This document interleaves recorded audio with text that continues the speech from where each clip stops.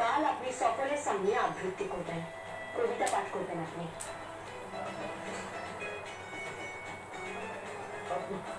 পিসি ও কি বলছে? কবিতা? হ্যাঁ, সকলের সামনে দাঁড়ায় উনি কবিতা পাঠ করবেন, সকলকে চমকাই দেবেন, সকলে অবাক হয়ে যাবে। কি কবিতা রে? আজ মম জন্মদিন। সদাই প্রাণীর ক্লান্ত পথে ডুব দিয়ে উঠেছে সে বিলুপ্তির অন্ধকার হতে, মরণের ছাড়পত্র নিয়ে। মনে হতেছে কি জানি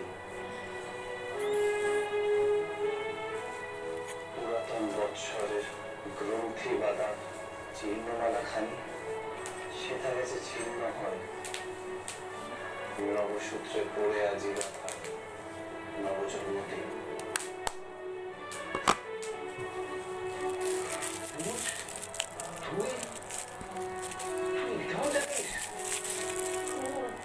ইংলিশে বলিস, ইংলিশে পড়াশোনা করেছিস? করি, কিন্তু বাংলা কবিতাও শিখতে শুরু করেছি তোমার বৌমার পাল্লায় পরে। এখন তো সব তোমার বৌমার গুন্ডাগিরি চলছে, তাই বাংলা কবিতাও পড়তে হচ্ছে। বাবা তুমি পড়ে ফেলো না, আমার খুব এক্সাইটেড লাগছে, সকলের সামনে আমার বাবা কবিতা বলবে। আর জেসে কবিতা নয়, রবি ঠাকুরের কবিতা। রবি ঠাকুর? আমি তো শনি ঠাকুর শুনেছি, শীতলা ঠাকুর শুনেছি, তবে সন্তোষী ঠাকুর শুনেছি, কিন্তু রবি ঠাকুর তো শুনিনি। বুড়ি ঠাম্মি অসুর শ্বশুরের কথা শোনেন। আর এই ঠাকুর সে ঠাকুর নয়, এই ঠাকুর কবিতার ঠাকুর, এই ঠাকুর গল্পের ঠাকুর, এই ঠাকুর লেখার ঠাকুর, এই ঠাকুর পূজার ঠাকুর নয়, ফুল বেল পাতা দিয়ে পূজার ঠাকুর নয়।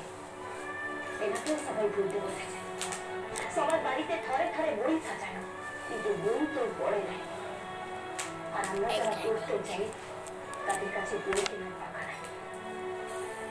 এই হচ্ছে কবিগুরু রবীন্দ্রনাথ ঠাকুর। ও রবীন্দ্রনাথ ঠাকুর, হ্যাঁ আমি জানি তো। ও জানেন? তা কি জানেন? ওই যে গত বছর ওনার একটা মূর্তি বসানো হয়েছিল হাসপাতাল মোড়ে, আমি তো ওই ফিতে কেটেছিলাম, ভাই কি হাত তালি দিয়েছিল। তাহলে তো জানেন উনি আমাদের সকলের কবি, তার লেখা কবিতাই এখন কাল বলবেন।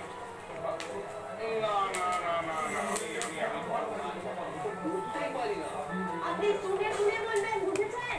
কিভাবে? ছবি বাবু যন্ত্রটা দেন। কি হবে? আরে দেন না। এবার অসুর শ্বশুরের কানে ওটা গুঁজে দিন। তুমি আমাকে সবসময় অসুর বলবি না বলে রাখলাম।